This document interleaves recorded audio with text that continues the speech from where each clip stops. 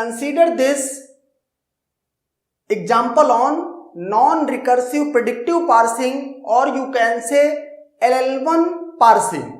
Okay, what you have to do, given a context free grammar and we have to parse the string W AB.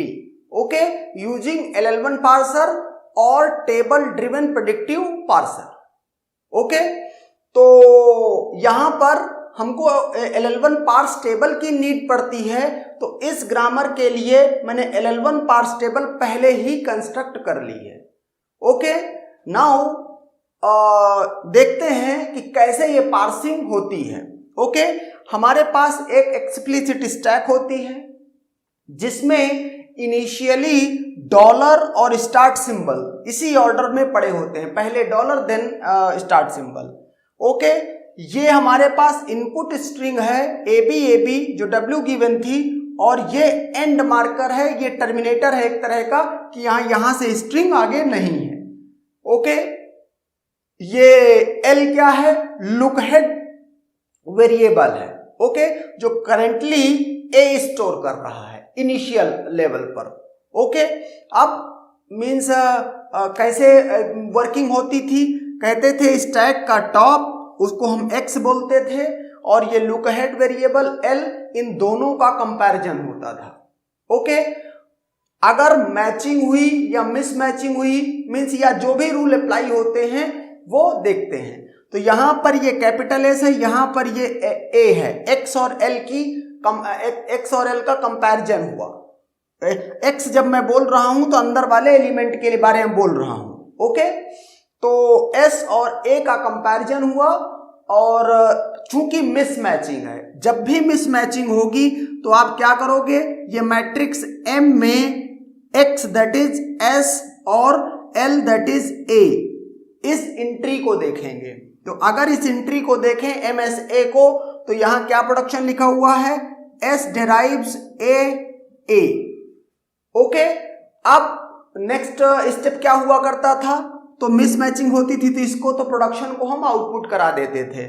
फिर साथ में और क्या करते थे, इसके अलावा जो मीन्स करंट सिंबल स्टैक का होता था टॉप, उसको पॉप कर देते थे। तो S पॉप हो गया, अभी जो स्टैक दिख रही है वो सिर्फ इतनी है। ओके, अब जो ये चीज है प्रोडक्शन के RHS का पार्ट, उसको रिवर्स ऑर्डर में पुश करते थे। दैट इज पहले ये वाला A पुश होगा और फिर ये वाला A पुश होगा। ओके, तो इस समय अगर आपको चूंकि AA दोनों हैं, बहुत समझ नहीं आ रहा कि कैसे क्या है, तो हम इसको 1 2 ऐसे भी कर सकते हैं। ओके, तो पहले हमने क्या पुश किया 2, और फिर क्या पुश किया 1। ओके, ये है सेम वेरिएबल, सिर्फ आपको ये दिखाने के लिए कि दोनों A अलग अलग हैं, मैंने ये A1 और A2 कर दिया है। ओके, अब इस समय जो स्टैक का कंटेंट है वो $A2 A1, तो यहां पर देखें ये स्टेप, ये है $A2 और ये A1। ओके, इस प्रोडक्शन को आउटपुट कराया था वो लिखा हुआ है, पॉप कराया था इसको ये लिखा हुआ है, और पुश AA किया था, तो आप चाहो तो यहां पे भी लिख सकते हो A2 A1, जबकि वो वेरिएबल सेम है। तो सिनेरियो ये है अभी। ओके, अब क्या होने वाला है, ये स्टेप हम परफॉर्म कर चुके हैं। यहां अगर टेबल में देखें तो मैच करके भी एक मैंने कॉलम बना रखा है, लेकिन मैचिंग कुछ हुई नहीं है।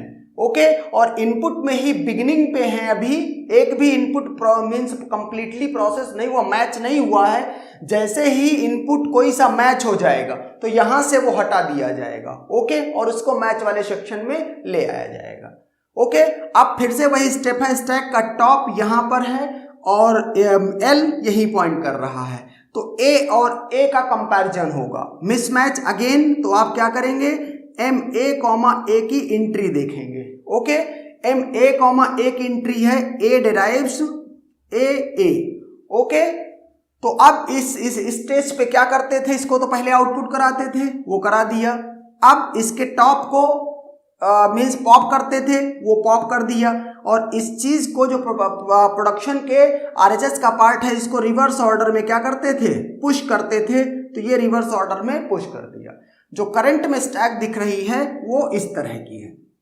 ओके, मैचिंग अभी कुछ हुई नहीं है, इनपुट स्ट्रिंग पूरी की पूरी है, तो अब बस इसका कंटेंट क्या है, $A2AA। Okay, $A2AA।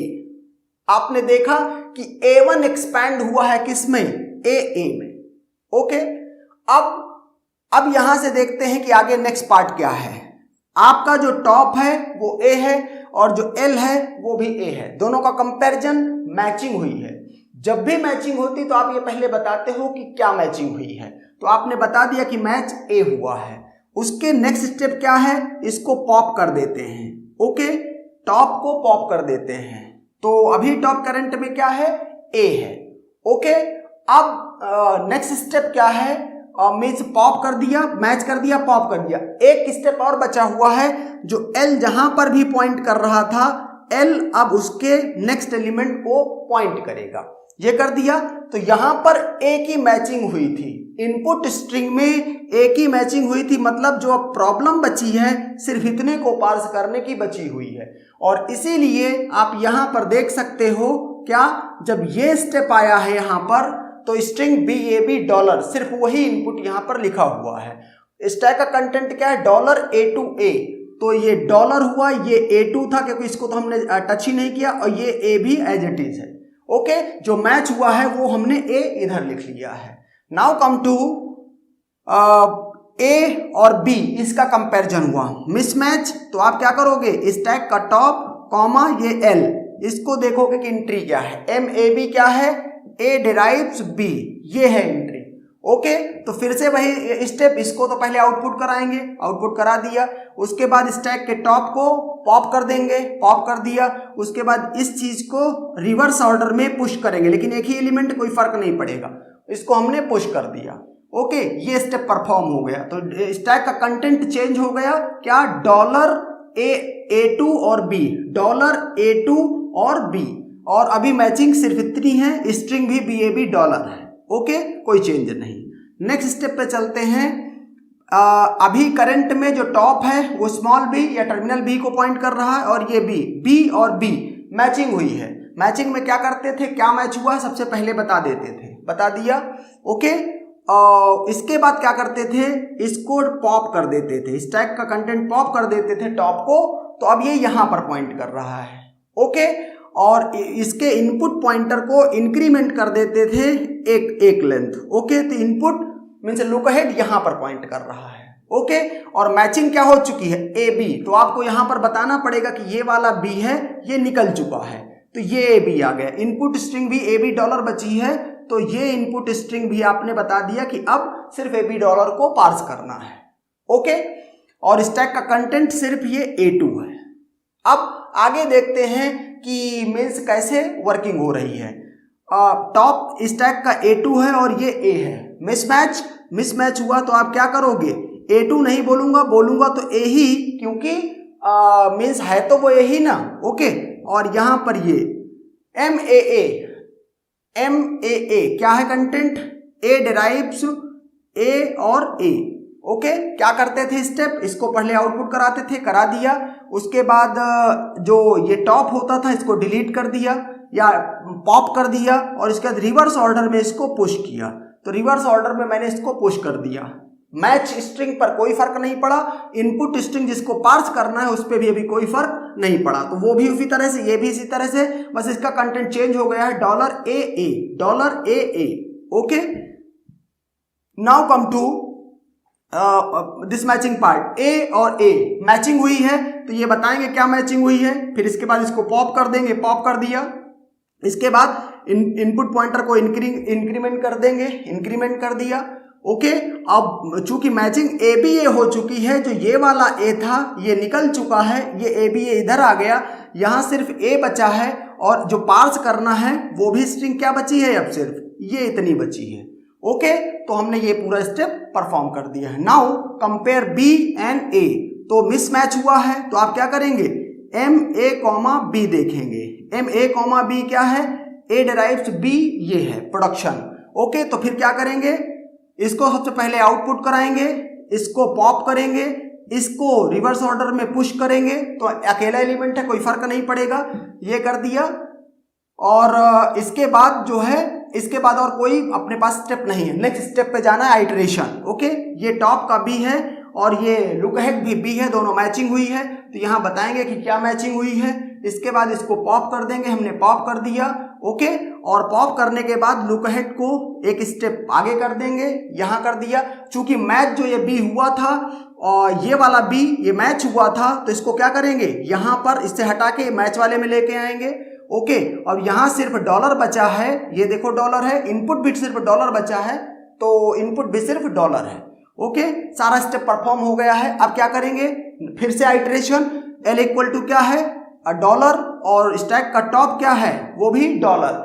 Rule 1 predictive parsing algorithm का कि if x equal to L equal to dollar, it means the string parse successfully, string की पार्सिंग हो चुकी है, and ultimately at the end stack भी क्या है, एम्प्टी है। तो एक पॉइंट तो ये हो गया कि ये पार्सिंग हो कैसे, मीन्स ये इंटरनल वर्किंग कैसे हो रही है। लेकिन अब तक इस प्रेडिक्टिव पार्सर ने क्या आउटपुट प्रोड्यूस किया वो आपको नहीं दिख रहा है। तो उसके लिए मैंने क्या बोला था कि ये मैच कॉलम और जो स्टैक का कंटेंट है, इन दोनों को एक साथ देखेंगे तो आपको लेफ्ट मोस्ट डेरिवेशन प्रोड्यूस करता हुआ दिखेगा। उस लेफ्ट मोस्ट डेरिवेशन का पिक्टोरियल वर्जन ही क्या है, पार्स ट्री है, ओके। तो हम ये देख लेते हैं कि LMD कैसे जनरेट हो रहा है, ओके। तो ये LMD लिखने जा रहा हूं। स्टार्टिंग में क्या था, S, ओके। फिर क्या आया, A1 A2। अब मैं यहां पर A1 A2 लिख जरूर रहा हूं, लेकिन है ये दोनों A ही, सिर्फ आपको ये डिस्क्रिमिनेट करने के लिए कि ये दोनों मीन्स A अलग है, मतलब दोनों हैं वेरिएबल सेम, लेकिन कौन सा लेफ्ट का है कौन सा राइट का है, ओके। नेक्स्ट स्टेप है A2 तो अपनी जगह रह गया, A1 AA हुआ है, A1 AA हुआ है। सिर्फ ये दिखाने के लिए मैंने किया था कि देखना है आपको कि पहला A1 लेफ्ट मोस्ट डेरिवेशन में ये एक्सपैंड होना चाहिए ना, the left most non terminal, सिर्फ ये दिखाने के लिए कि ये वाला A1 ही एक्सपैंड हो रहा है, मैंने A1 A2 लिखा था, ओके। नाउ कम टू, अब यहां पर आप देख लो, जब भी मैचिंग होती है तो दो रो में इसका मैच का और स्टैक का कंटेंट सेम हो जाता है। जैसे यहां पर देखो AA डॉलर, यहां A डॉलर, ओके। तो इसीलिए जब भी ये सिचुएशन आएगी तो इनमें से एक का ही कंटेंट लिखूंगा, क्योंकि यहां रिपीटिशन हो जाएगा, ओके। नाउ आगे क्या बढ़ना है हमको, यहां पर इस A को B कर दिया है तो ABA, ओके। ABA के बाद ABA, देखो यहां पर फिर से मैचिंग हुई है तो ABA, ओके। यहां पर अब आते हैं, ये वाला AA से रिप्लेस किया गया है तो ABAA, ओके, ABAA। अब आगे आते हैं, यहां पर फिर से मैचिंग हुई है तो ABA, एक ही बार हम लिखेंगे।